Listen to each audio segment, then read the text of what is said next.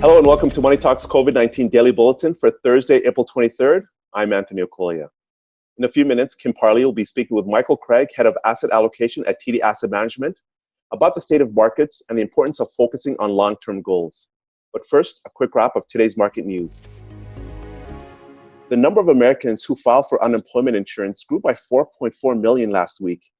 It has taken only 5 weeks for the U.S. economy to wipe out all the job gains it added since the 2009 Great Recession. The economic impact is also being felt in Europe, where business activity hit a record low this month.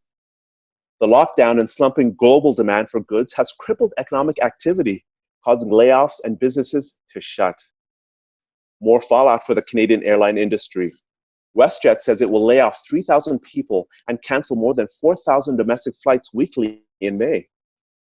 Bad news for clothing retailer Gap, who said it did not pay rent on its stores in April and warned it may not have enough cash to fund its operations. Finally, Apple is laying the groundwork to start selling Mac computers using its own processors, which could be a blow to its current supplier, Intel. And that is a wrap of today's headlines.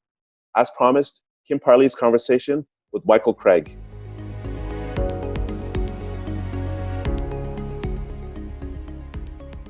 Michael, it's been an incredible few weeks in the markets, and who's kidding who? It feels like a few years in the past little while. What is going on right now in the markets? Stock markets have rallied anywhere from 20 to 30% off their lows.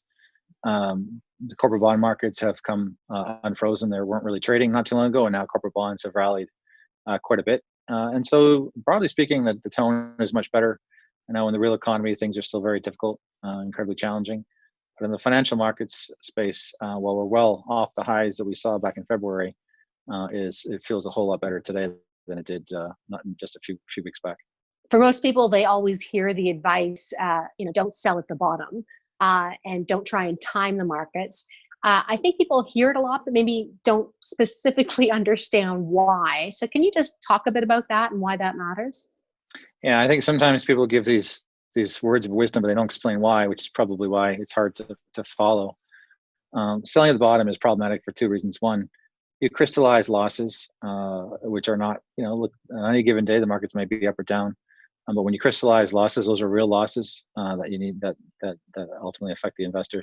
The other issue is, look, if you're investing in high quality businesses and the price falls 20%, nothing, while the outlook short term for that business might be a bit more challenged, you have the same management team, you have the same business strategy, and you're essentially getting the same business, but for 20% less. And so if we walked into a store and we saw our kind of favorite item on sale for 30% off, you'd be inclined to buy it. And I think the same thought process should be when you're investing. If there's something you think has a lot of value and is a good thing to hold for a long period of time and it goes on sale, you should do the same.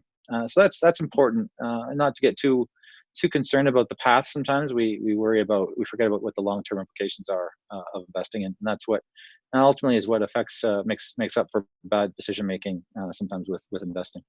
You're giving us a little hint there in terms of how TD Asset Management views the markets in terms of seeing some great quality businesses for sale on a discount. But give us a little more color in terms of how specifically you're managing through this. So we have horizons that vary depending on our investment strategies, and that's this kind of speaks to the value of diversification.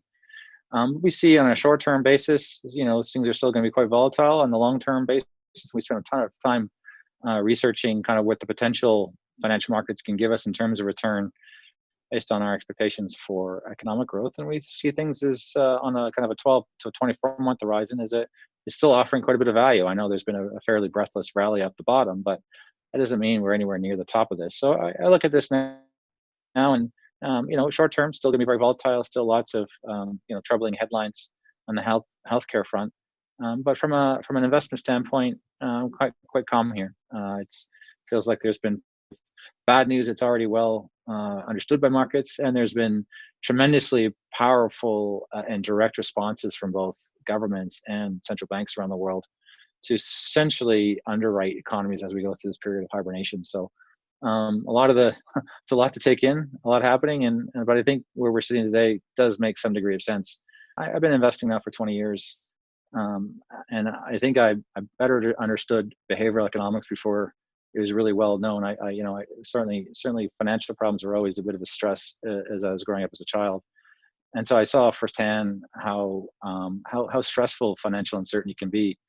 So I think I've always thought of myself as a risk manager before an investor, because if we are able to manage the investment path, our customers would be more comfortable and confident, thinking in what really matters. That's long term.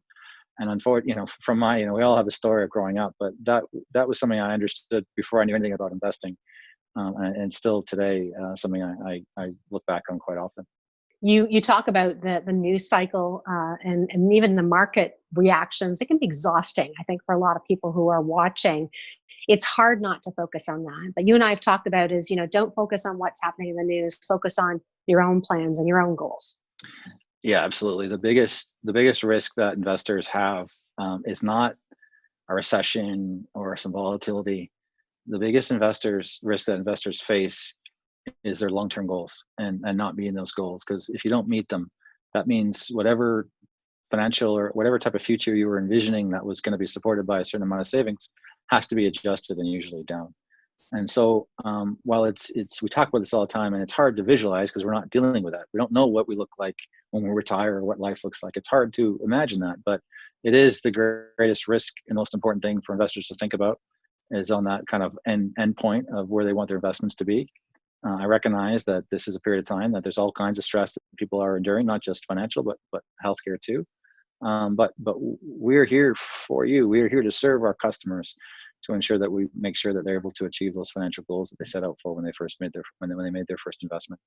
Michael, thanks for your time. We really appreciate it. Thank you for having me.